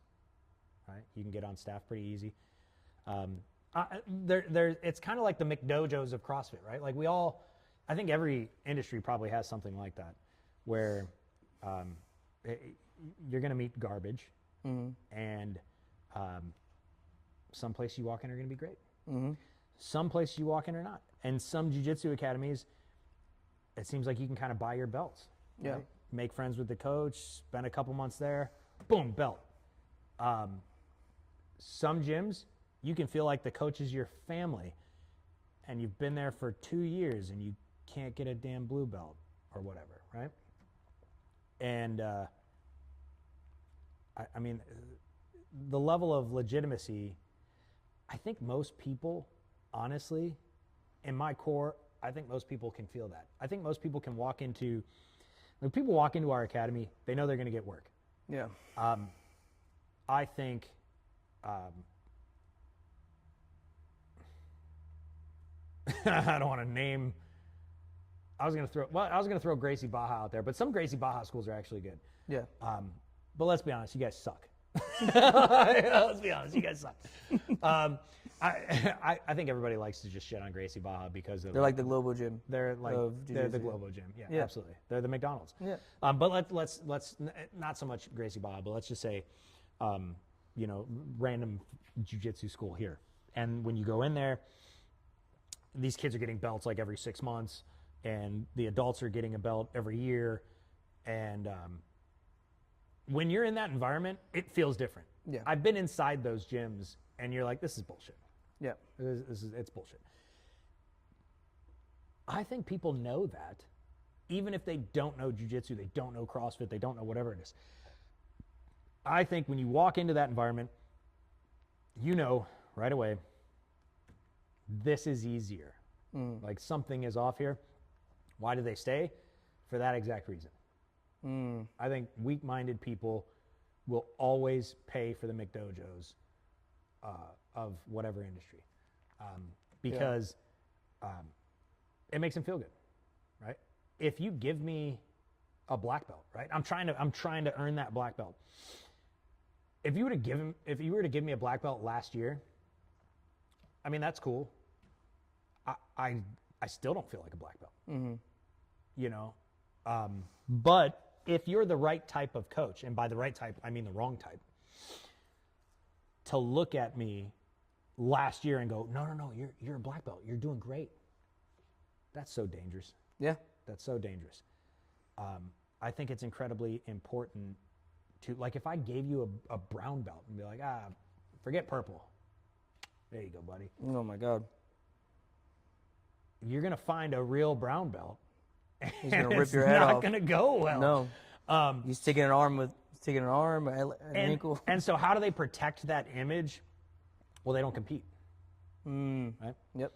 If you're a McDojo, because I think you can be in a McDojo academy, right? Or you can be a McDojo student in an average academy, or even a good academy. I think even a good coach can somehow befriend a student too much that they kind of throw them a bone, Yeah. and go, hey, well, you're doing good enough, and we're cool, we're tight. There's your blue belt. There's your purple belt. There's your brown belt. Whatever it is. I don't think that's intentional necessarily, but I think it can happen. So if you go into a CrossFit gym, circling back, right? You go into a CrossFit gym and you find that $1,200 weekend coach, but they're telling you, oh man, you're a very powerful athlete. Oh man, you look great. That deadlift look great. Put more weight on. Yeah. But if those people aren't competing, aren't actually testing themselves, and they're just sort of existing in the space, it doesn't really matter. They're always going to have that confidence. And in CrossFit, it's less dangerous to an extent, right? You have a high risk of injury with a bad lift, but you're not going to get beat up on the street for it. Nope. Yeah. In martial arts, you will. Yeah. If you're at the bar with the boys and you see the damsel in distress and you're like, coach gave me a blue belt, I'm gonna go fuck this guy up. And you get throttled because this dude's been doing Muay Thai for 6 months and not the year you've been training, but he can still just absolutely throw holes in your face. What are you gonna do? No, exactly. What are you gonna do? Yeah, because true. I tell you what, a blue belt should be able to approach a novice striker and that not be a problem. Yeah. Even if you have no striking. If you have no striking, that's kind of what combatives taught us early on. Without striking, you can close the distance, achieve the clinch, get your takedown, gain dominant position, finish the fight. Yeah. And we were always taught, hey, position your head this way, look this way, go that way, to avoid the most lethal strikes in that exchange. So where, at most we're taking rabbit punches with perfect technique, whatever. By the time I can choke you out, not a problem. Right. So, but if you put that belt on somebody that's not ready for it, and they get it in their head and they go, oh, look at me, I'm big and bad, they're going to get messed up. As long as they keep their cool, right? They don't get in real fights and they don't go to compete and they're untested, that blue belt will always be, or whatever belt they're at, right? That will always be, yeah, that's me. So what do you think is the number one reasons why a gym might promote faster than others? What do you think the not number one reason, but what do you think are the few you would think that comes on the top of your head? I think it depends on the gym. Okay. I think it depends on the gym. I think newer gyms will try to stack the bench, and they're trying to get higher belts in their gym so that it looks good. Yeah. And people want to train with higher belts. For sure. And when you have no experience and you go into a gym like that, you're going to get your ass kicked. Yep. Right? If that purple belt's really a blue belt, or that brown belt's really a purple belt, or whatever, you're still getting your ass kicked because you're barely a white belt, right? You just walked into the door. So you're thinking, oh, these guys are great, I'm going to sign up. As he gets better, so do they. Right. And then it kind of works itself out. Is it the best option? Probably not. You should just keep low-ranking students. I could throw brown belts around. I'm kind of the only brown belt here. I mean, we have Coach Lee, right? I think I saw his belt once. Yeah. What's Put a gi on. So he's gonna put it. He said he's gonna bring it. He's to gonna an put open mat. He's gonna put a gi on and kick my ass. Yeah. I can't let him win when he puts the gi on. Yeah. If you're seeing this and you let me work, don't tell anyone. But no, Coach Lee's our striking coach, right? Phenomenal grappler. Hopefully, but probably never will we have him in talking, especially in the morning. Maybe one day. But he's the only other brown belt we have, and he's not what I would consider a student of mine. He's a student of Roberto, right? And in many ways, so am I, and you to some extent, right? So, but I don't have any brown belt students underneath me, Right. and I could change that, right? We have guys that I could probably throw a brown belt at, but would they be a real brown belt? Honestly, absolutely not. Because when I got my brown belt, I didn't feel like it. I did my first competition. What did I do? I fought 2 weight brackets above and an age bracket below had to fight the adults. Yes. I got a tap. Fought 3 fights. I lost 2 fights to the same person and got a tap on actually the youngest, heaviest guy in the bracket, which I was proud of there. Yeah. And that was kind of the moment I felt like, oh, okay. I can hang. Maybe I am a brown belt. I can hang I'm here with the dogs, okay. And not just like the brown belts, but like the heavier, younger, more agile brown belts. I'm like, cool. Yep. And then I started to feel like a brown belt. Now I feel like a competent brown belt. And I don't think I have any purple belts that are there. However, I don't think that any of the purple belts that I have won't get there. Right. I think that they all could. I think that all of our purple belts have really good aptitude and potential in the sport. They just got to stick with it. You know, maybe guys like, you know, Elbin can show up to train once in a while, and he's kind of like soaking in all the purple belt pimp energy, right? Yeah. So, but yeah, I think all of our purple belts can get there, but I don't think any of our purple belts are there. So why would I give somebody a belt rank that I don't think they're ready for? But I think that's probably why. I think gyms are probably trying to stack the bench. Personally, I think throwing some blue belts out there is not incredibly harmful, but they got to be close though. Yeah. They have to be close. Another reason, maybe nepotism. I have my wife and all 3 of my kids, right? You know, that train here. Yeah. And my wife even coaches the women's class. And she's assisting all the time in the youth programs. But it took her a minute to get the blue belt. It took her a minute. She got it. Oh, man, when did I belt her? I should probably know this. It was December 2024. Okay. Right. She started. What was it, like 2021, 22, something like that? She had been a white belt for a couple of years. Yeah. Normal white belt, like your typical white belt. Yes. She's a mother of 3. She's a full-time student. She's a full-time employee. Typical white belt. You know what I mean? They're not going to be training 4 to 7 times a week. Yeah. That goes for all you white belts. Yeah. Yeah, it's okay. We get okay. it. You don't live jiu-jitsu. Yeah, it's okay. Yes. 2 years, 3 years, fine, got it. Yeah. But it's normal. If you're training 3 or more times a week, and it takes you 2 or more years to get that blue belt, something's wrong. Right. You're missing. You need to talk to your coach. Don't go and ask him, hey, I'm ready.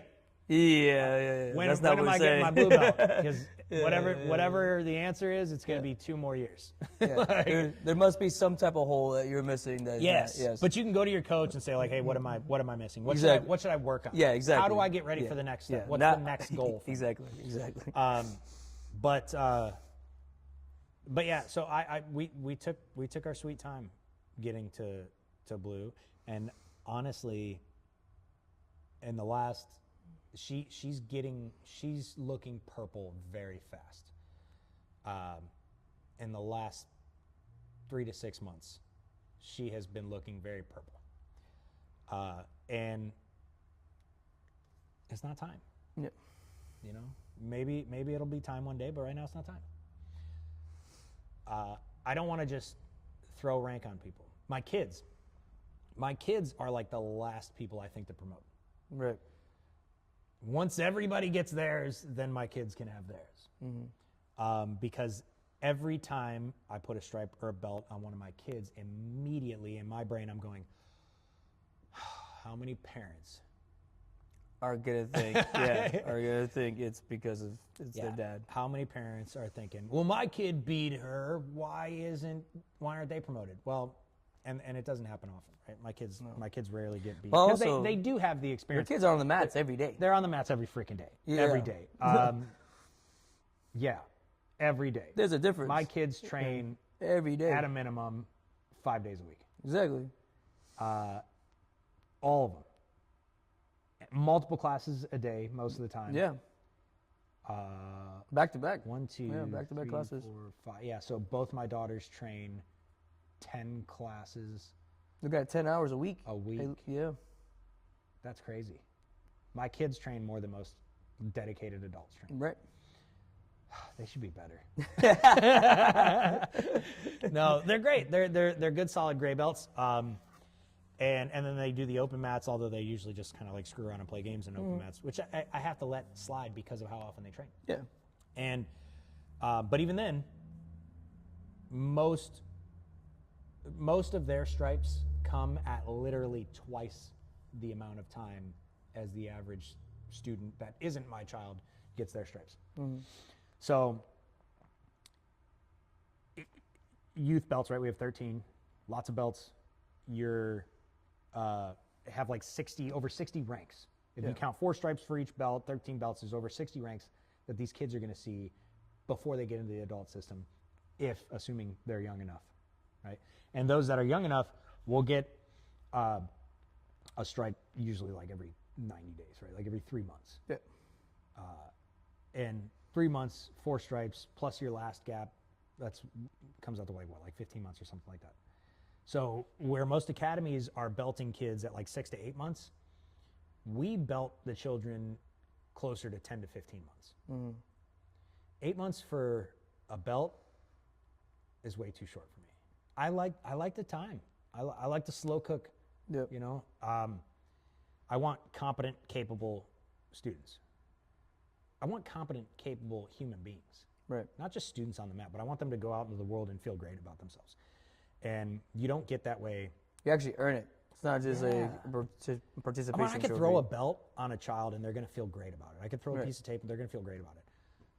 But they're going to feel life works. They're going to feel amazing if when that belt or tape comes, they know they've earned it. Right.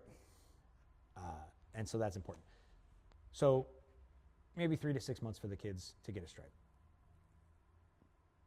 My kids, minimum 6 months. Minimum. Unless they blow my mind. And I'm very strict on what my kids should know based on what any of the other students should know. Because they're my kids. Right? So I get parents oftentimes will come in and go, well, hey, my kid's not going to fight one of your kids in competition, are they? Or, hey, when my kid fights your kid, they can never get out of this position. Can you help them? And I'm like, yeah, I have. It's just my kid's better. And it's not, it is in no way like a shame or disrespect to that kid. Your kid's been doing it for 6 months to a year. My kid's been doing it for 3 or 4 years. Right. So it's not the belt level. It's the experience in the mat time. Yep. Like you said, they're training 10 hours a week. That's kind of insane. I've never actually done the math to be like, oh, yeah. Yeah, my if kids you are actually putting think in about it, yeah. 10 hours a week of jiu-jitsu. My daughter's at least, right? My son's putting in 5 hours a week. He's 5 years old. They're training far more than most adults are. Hey, just saying, yesterday they were kind of looking like wrestlers. My son's going to be a wrestler. Yeah. I don't know how to handle that. Yeah. They're looking like it. This is the only reason I train, because eventually my son is going to be a man, and he's going to challenge his old man, and I have to destroy him. Yep. That's it. As long as you can. If you are a man and you have children, you need to train jiu-jitsu. That day's coming. One day, that day is coming. Yeah. Your son is going to go, they're going to say some shit, and you're going to have to take them down. Yeah. You're going to have to kill them. More like my time's now, old man, something like that. You're going to say some sort of quote like that. I'm the man of the house now. Yeah. Well, oh, okay. All right. And you can't be like, well, come in my guard, big man. Yep. You can't do that. You got to learn how to wrestle. Yeah. You're going to have to throw that kid to the ground. Yep. Yeah. Yeah, so at some point, my son's going to. We're not promoting abuse. No. We're not. We're not promoting it. We're just. Hey, beat your kids. Yeah. Well, let me say this. We're not encouraging. We're disciplining. Now beat your kids. Sometimes more discipline. So listen, I got my ass beat as a kid. Yeah. And you turned out great. Thanks. Yeah. Thanks, Dad. Bro. So I don't obviously I don't agree with beating your children, but I think occasionally discipline. I think spanking your kid is fine. Yeah. I think sometimes you got to pop your kid. I'm like an Indian parent. Sometimes a preemptive ass whooping is necessary just for something they might do later. No, I what think are those parents called? The ones they don't. the opposite. You're talking about like the helicopter parents. Yeah, Like yeah, they just hover over everything that child does, but it's all like, let me create a safe space for Yes. you and come under my safe umbrella Yeah. of Yeah. safetude. No, your children need to fail. They 'Cause have, that's not how life is gonna be. your children have to fail when they leave a the lot. nest. Yeah. A lot. And I'm not saying you can't help them back up when they fail, but they have to fail. Yeah. And so my kids have to produce in order to train. Honestly, and they know this. I wanted my daughters.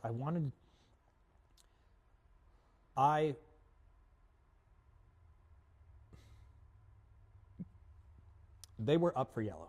They were up for yellow. But my kids are my daughters are high gray belts. Yep. Right, the gray and black. We call them high gray belts here. My son's a low gray belt, the gray and white. Yep. My daughters, I really wanted to throw yellow belts at them. And if it was any other student doing as well as they are, I probably would. And I don't see it as sandbagging, because it's not like they're going out in competition and just like absolutely dominating and crushing, right? Like my oldest, she's got massive stage fright. She doesn't perform super great in competition, but she has really good technical jiu-jitsu in the academy. And I wouldn't say she's like a gym hero. I would just say she's a kid, you know? And Yeah. she's got the stage fright. She's got performance anxiety. It reflects in like her testing at school even. You know, she might get great grades and everything, but on a test she might struggle a little bit. Oh, yeah, She has standardized test, yep. has the performance anxiety. So I want that to go away. I want her to be able to work through that. And she is actively starting to work through that. But I want competent, capable belts. Yeah. For kids, white belt, low gray, solid gray, high gray, those are kind of gimme belts. If you stick around long enough and if you train, if you're consistent, you're dedicated, you behave, right? You're a good training partner, you're going to get through all those belts if you stick around long enough. Yeah. In my opinion, the yellow belts, the yellows, the oranges, the greens especially, right? Those are the skill belts. Yeah. For the youth. Those are the skill belts. If you're going to get a yellow belt, it's time to be proficient. Yeah. Right? Because a lot of yellow belts, like juvenile yellow belts, are going up against blue belts. Right? Juvenile blue belts and winning. Some of these yellow belts are good. We take a 13-year-old or 10-year-old maybe and give them a blue belt. Well, no, let's say 13, right? Let's say 13. By the time they're 15, they get the blue belt. And they go against a yellow belt, and they have not been training for 2 years. They've been training for 6 years because they got the white belt, the low gray, the high gray, the low yellow. Now they're a solid yellow belt against a blue belt. And they've been training for twice as long. That's a real deal. So I think the colored belts for me, for the kids, right? Colored belts for the adults is everything that's not white belt, right? Blue, purple, brown, black.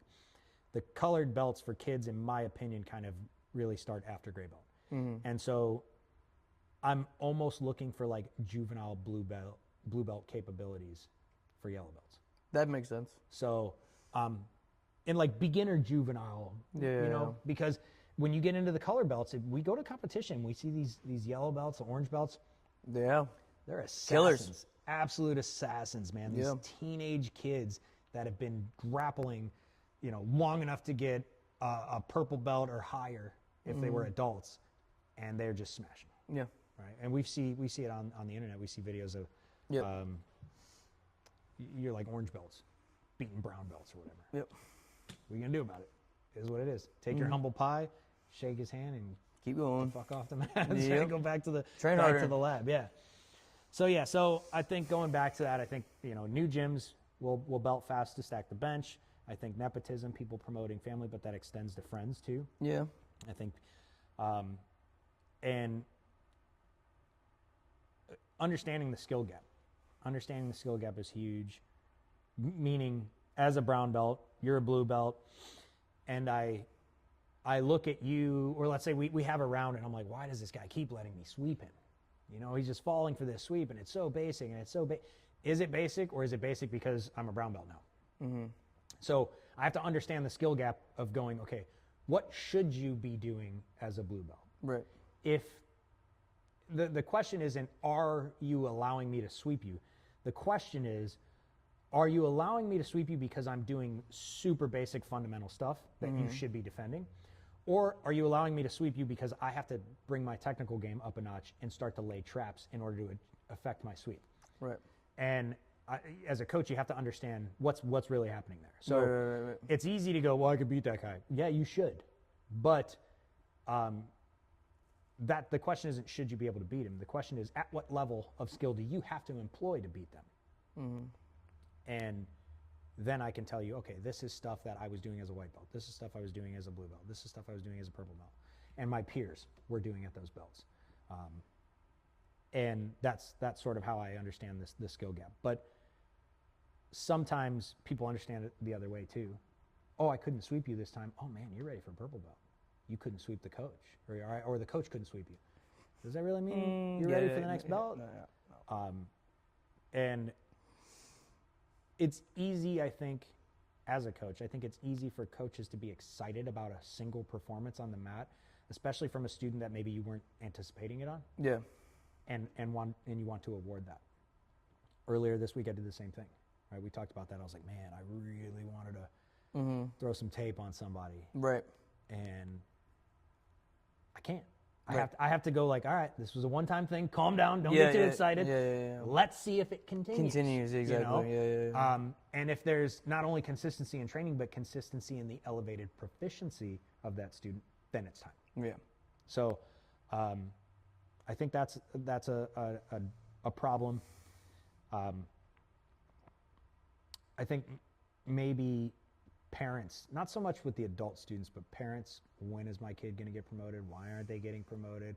I have 5, 6 kids in this program, whatever. We have families with lots of kids.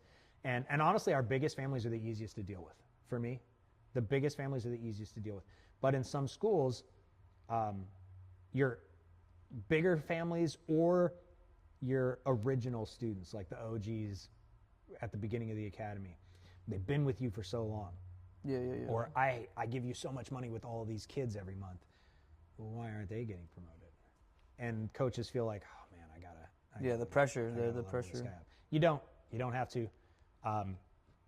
Get the parents to understand that skill acquisition is the goal, not the belt. And if they don't, eventually those parents are going to take their kids elsewhere anyway. They're not a good fit for your school. And then students sometimes will constantly, hey, what do I need to work on? Hey, I'm ready. Hey, I'm ready.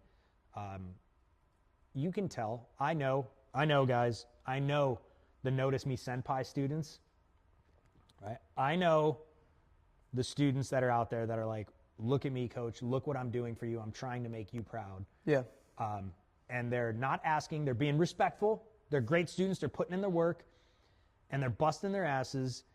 And they just want you to notice they're doing these things. Right. And you can tell. We know. I know you're doing it. I know you want me to notice you. But here's the thing, though. Like, I notice you. I do. I see those students, and you're being cooked because I see you. Yeah. It's not in a negative way. It's not, hey, I'm coming to every class, and I'm doing extra classes, and I'm competing, and you know I hate all of these things, but I'm trying them. I hate this position, but I'm working it. Whatever it is, I see it, and that is exactly why you're not getting promoted. Mm-hmm. It's not a bad thing. It's a great thing. It means that I'm noticing you're finding a new potential, and I want to explore that with you. Mm-hmm. So I think it's excellent. I think you should keep it up. But you don't need to do the Notice Me Senpai stuff. You don't have to do the coach, look at me, look how good I'm doing. Coaches are watching. We see you. Yeah. You're doing what do you great think these work. cameras are for? Yeah, you're doing great work. And it's coming. It is coming. And when it does come, it's going to be emotional. It's going to feel well-deserved and well-earned. And when the student body is looking at me going, finally, coach, it's about time. Mm-hmm. Why did we wait so long? That's how I know it's time. Yeah. Like when the class is like ready to mutiny against me to promote somebody, When you have other peers be like, 3 what more the months. heck? 3 more months. Just because. 3 more months. We're almost there. Yeah. Right? Yeah, and I think that's important. So, a lot of reasons why an academy. I don't know if I answered that to the best of my abilities, but there's a lot of reasons why an academy might throw belts out there. I think I better answered a rebuttal to that. Why we don't. But yeah, I'm not going to give them away. Yeah. I will give you a white belt. I'll give you a white belt off the street. That's it. That's where that starts. Yeah. Where this stops, right? But yeah. I feel like if more parents trained like with their kids, they would understand why when it comes to ranking. We could go into that. We could go in. I don't know if there's enough time. No. We go back and beyond. Yeah, I don't know if there's enough time. Yeah. We save that one. Keep that one in the pocket for now. Gonna go to Home Depot and talk about why parents should train with their kids. Yeah. But for this one, I think we did it. We did it. It was a rocky start. It's gonna be a rocky ending, but I think we did it.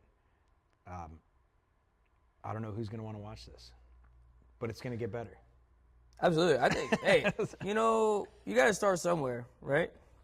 Absolutely. Start somewhere. I think, and Just like any white belt, you got to start somewhere. Yeah, right? Go and get smashed by the internet. Yeah. And eventually you'll get smashed less by the internet, because I don't think the internet's ever going to not smash. No, there's always going to be trolls. I welcome them. Yeah. I welcome the bridge trolls to come. You're driving up the analytics. Yeah. So I don't care.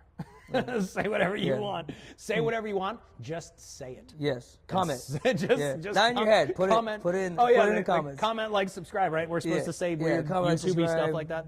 But definitely comment. But yeah, sure. exactly. We got to start somewhere. And for me at least, I know I kind of dragged you into this, and you're no stranger to being in front of the camera either. But we started out. Jiu-Jitsu became a job for me pretty quickly, and I kind of came back to the mats after a long break, and then all of a sudden coaching, and then all of a sudden academy ownership, and then all of a sudden really learning what academy ownership meant. A lot of hair. Oh, there's so much hair, and not as much jiu-jitsu as you'd think, but I've been putting in like 20 hours a week on the mats until recently, and I think for me, it was a chance to, because jiu-jitsu sort of stopped being a hobby, it elevated to a passion, but became a career. And so now this is a hobby. So for me, will it be a weekly thing? Probably never. Will it be a monthly thing, or maybe even a bi-weekly thing? Maybe. But I think that for me, it's a hobby. It's now giving me something else to do that I get to hopefully enjoy, and drag everybody else into this, and it connects to my passion. So this is a bridge for me to connect. It's a bridge for that passion. Something I enjoy doing as a hobby now, something I have to do as a career, right? But I volunteered for that have to do. And this kind of ties it all together. And that I enjoy. And everybody's putting out content of like, here's how to do this sick move or this sick armbar. Like, that's cool, and that's probably going to come. For the views, yeah, right? for sure. That's probably going to come. But everybody's doing that. Yeah. Everybody's doing that. And yes, there's channels out there that exist for jiu-jitsu, and there's some awesome ones out there. Yeah. And eventually we'll name drop them, because I have no problem doing that. One, because we have no following yet. Right? Yeah, no. We're just trying to figure this out. But also, just like you give props to like the coaches that teach you that sweet move, we give props to like the platforms that kind of gave me ideas to start with. Yeah, who pioneered it. Absolutely. So the way. So yeah, just for fun. So, in the future, we're looking for guests. We're looking for segments. What I would love to do is start taking questions. Our students know what our emails are. I know on the socials, at least. Yeah. You can find me at Vykyng.jiu-jitsu. It's Vykyng, Vykyng. Yours It's is just Yeti Esteban. Yeti Esteban. Yep. And that's the Instagram. 2 T's in Yeti. 2 T's. Yeah. Isn't that how you spell Yeti? There's 1 Is T. it 1 T? It's 1 T. I know, it's so weird. I think- Florida Public Education and Army. Yeah. we don't word very good. No. Yeah. So, we survive really good. But yeah, so you can send us questions there. You can email us. But yeah, I expect to maybe take some questions. We can ESPN this at some point and turn the camera around and get on the mats. Yeah. Mid episodes. We'll see. Yeah. We're going to talk about all manner of foolishness, be it jiu-jitsu, other sports, right? Yeah. Grappling arts, probably argue with you about CrossFit little bit more. occasionally. I'm sure we'll have a little wrestling versus jiu-jitsu debate. Yeah, man, you see, like those pullers, those guards. Dirty pullers. Dirty And the pullers. soft ears. Yeah. Oh, no. Oh, no. Yeah, so stay And some tuned people- about all some that people stuff. aren't prone to it. Some people are prone to just being beautiful their whole lives. Some would say the cauliflower is beautiful. Some would say it's not. Yeah. Hey, listen, if I have stopped trying to prevent it. Just let it go. I've stopped trying to prevent it, so we'll let see. it Join me on the cauliflower journey. We'll find out if I truly am prone to it. I'm getting smidges, Yep. but nothing, no cool flare-ups yet. I don't look like a cool fighter yet. So one day, maybe that'll be the day I get the black belt. When I finally get the cauliflower ears, I will have finally earned my place. It's like a Super Saiyan leveled up finally. So if Yeah. your hair grows, it's the ears that... Honestly, like you kind of Blow you don't want it earlier. No, absolutely not. If No. you're a white belt with cauliflower hair, Run. holy shit, they're gonna take you very serious. You better be tough. Yeah, you better be tough. So, but hey, saying. whether you're a competitor or a hobbyist, or just curious about grappling or general cheeky shenanigans that we do, we appreciate you. So train hard, take care of your training partners, and maybe we'll see you on the mats. Absolutely.